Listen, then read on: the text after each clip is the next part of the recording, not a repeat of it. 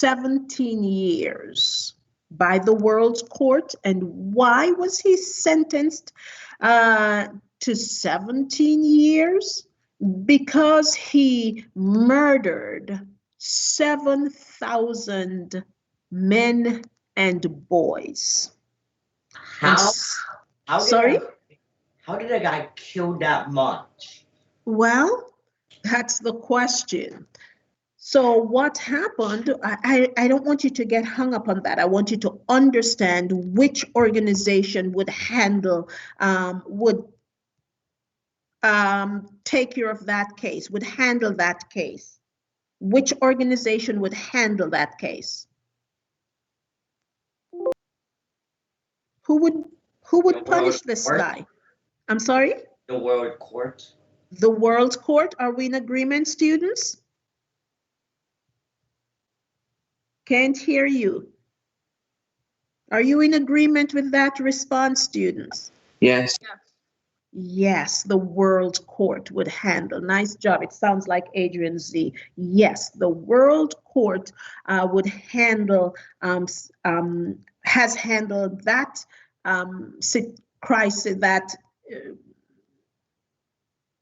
case, as well as other cases similar to that. Okay, so that's the World Court. They handle cases like that all over the world. Right, so let's listen to the World Court. What's another word for the World Court? What's another name for the World Court?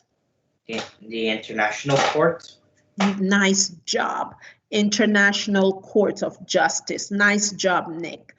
Someone is listening, and I'm sure all 20 of you were here, 19 of you yesterday. Make sure, please, guys, make sure you're paying attention. All right? Let's rock and roll. So let's continue to listen to this slide about the World Court or International Court of Justice. In a town called The Hague, and here's where countries can settle disputes in a court of law, as well as a place where war criminals and rulers who have done terrible things to their people can be tried for their crimes. The problem is sometimes getting these bad guys all the way to Europe to face trial, as there's not really a police force to go out and get them. As more and more countries interact with one another, people are looking for the International Court of Justice to play a bigger role in the future of our global world. A lot of people, however, criticize the United Nations as being weak and unable to stop wars. And for that reason, our next group continues to play a big role in foreign conflicts, NATO, or the North Atlantic Treaty Organization. This is a... Okay, let's pause for a moment. Yesterday we covered that. What's the meaning of NATO? NATO. What does NATO mean? What's the meaning of NATO? North Atlantic Treaty Organization. Are you in agreement, class? Yes. Students? I can't hear Anthony. I can't hear Sarah. I can't hear Caitlin. I can't hear Isabella. Joshua. Yes. Okay. Please make sure you're paying attention. So NATO is an organization, and what they do, there are a number of countries that are part of this organization.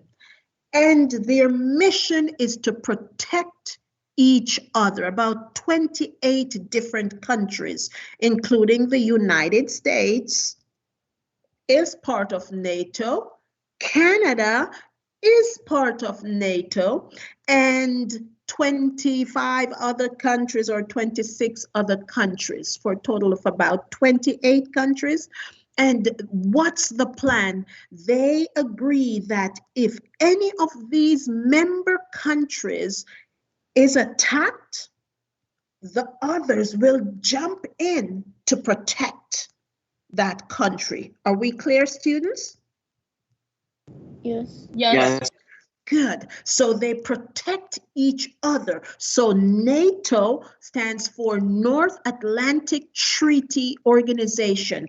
And this treaty, remember, it's a treaty, it's an agreement they signed. They said, yes,